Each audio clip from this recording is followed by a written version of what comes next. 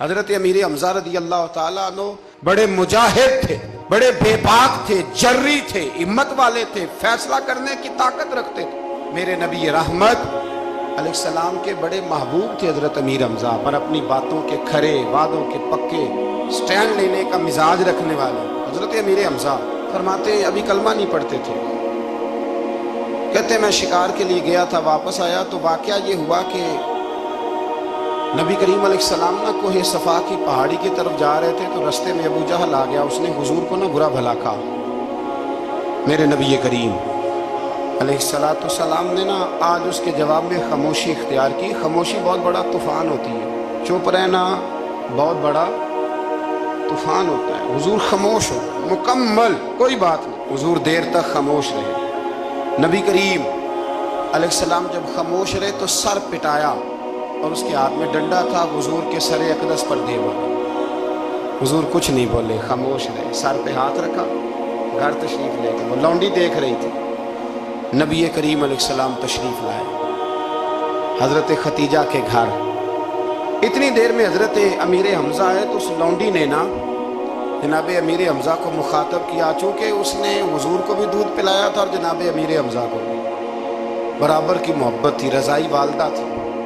حضرت امیر حمزہ کو دیکھ کے کہنے لگی امیر حمزہ کہاں سے آ رہے ہو؟ کہا شکار کھیل کے آ رہا ہوں۔ فرمایا کیا فائدہ تیری بہادری کا، کیا مطلب ہے تیرے اس سارے کارنامے کا، کہا ہوا کیا؟ وہ لونڈی کہنے لگی کہ آج میرے سامنے ابو جال نے ڈنڈوں سے اتنا مارا ہے کہ حضور کے سر اقدس سے خون نکل آیا، خون نکل آیا۔ مجھے پتہ ہے ابو جہل یہ ظلم اس لیے کرتا ہے کہ محمد ابن عبداللہ کے والد موجود نہیں۔ آج اگر ان کے والد ہوتے، دادا عبد المطلب ہوتے تو پھر میں دیکھتی تھی کون ان کے قریب آتا۔ یہ لفظ کہے نا تو جناب امیر حمزہ رو پڑے۔ شکار وہیں پھینکا، درخت سے ڈنڈا توڑا۔ ابو جہل بیٹھا تھا حرم مکہ میں، کفار کے درمیان ٹولیاں بنا کے وہاں گئے اور زور سے ڈنڈا اس کے سر پہ مارا اور ڈنڈا مار کے کہنے لگے تجھے شرم نہیں آتی؟ میرے بھتیجے کو لاوارث سمجھتے ہو؟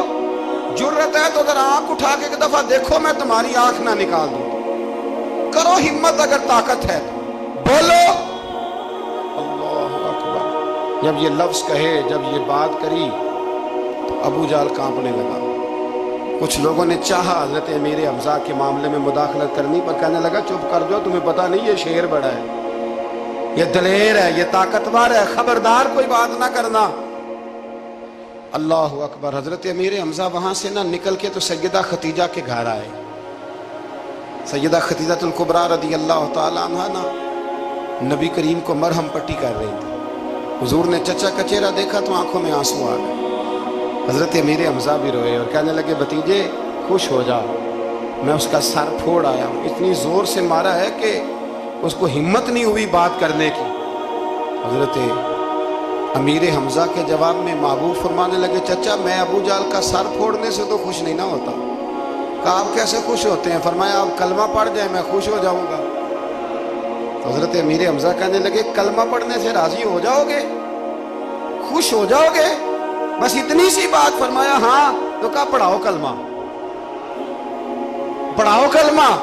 حضرت محبوب کریم نے کلمہ پڑھایا اور جناب امیر حمزہ اسی وقت مسلمان